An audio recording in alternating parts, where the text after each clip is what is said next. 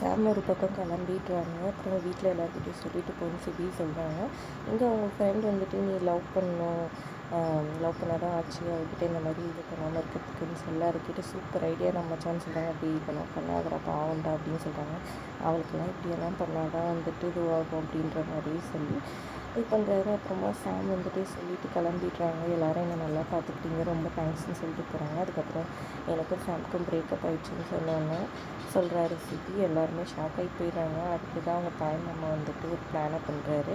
சிபியை வந்துட்டு தன்னோட பொண்ணு வர்ஷினியோட சேர்த்து வைக்கணும், 2 பேரும் கல்யாணம் பண்ணி வச்சுனா மொத்த சொத்தம் வந்துடும்ன்ற மாதிரி அவர் ஒரு பிளான் பண்ணி அவங்க தங்கச்சிக்கிட்ட பேசிகிட்டு இருக்காரு.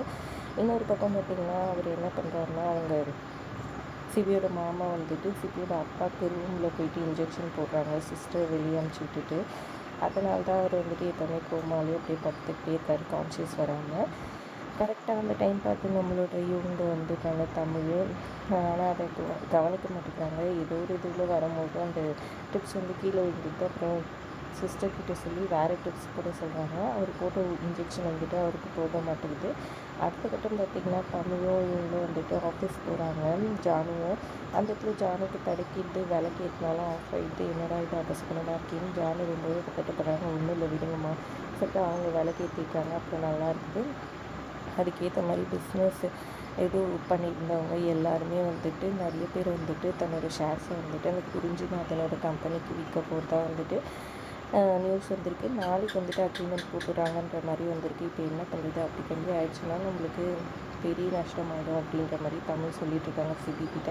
அதெல்லாம் ஒன்றும் நடக்காது, பார்த்துக்கலாம் அப்படின்ற மாதிரி சிபி ஒரு பக்கம் சொல்கிறாரு. இன்னொரு பக்கம் இது வந்து ஜானுக்கு தெரிய வேணான்னு தமிழ்கிட்ட சொல்லிடுறாங்க.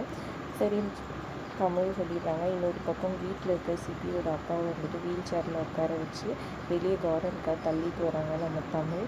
இதை பார்த்துட்டு அவங்க ஒய்ஃப் வந்து எங்கடி கூட்டிகிட்டு போகிற அவரை, அவன் கறி இருக்கா இல்லையா, அவருக்கு உடம்பு சரியில்லை அப்படின்னு சொல்லி கத்திக்கிட்டு இருக்காங்க. யார் சொல்கிறதுன்னு கேட்காம தமிழ் வந்து சிஸ்டரை கூப்பிட்டுட்டு அவரை வந்து தள்ளிட்டு போகிறாங்க. இது எல்லாத்தையும் மேலேருந்து பார்த்துட்ருக்காங்க ஜானு. பொறுத்திருந்து பார்க்கலாம் என்ன நடக்க போகுதுன்ட்டு. வீடியோ பிடிச்சிருந்தா லைக் பண்ணிக்கோங்க. தேங்க்ஸ் ஃபார் வாட்சிங்.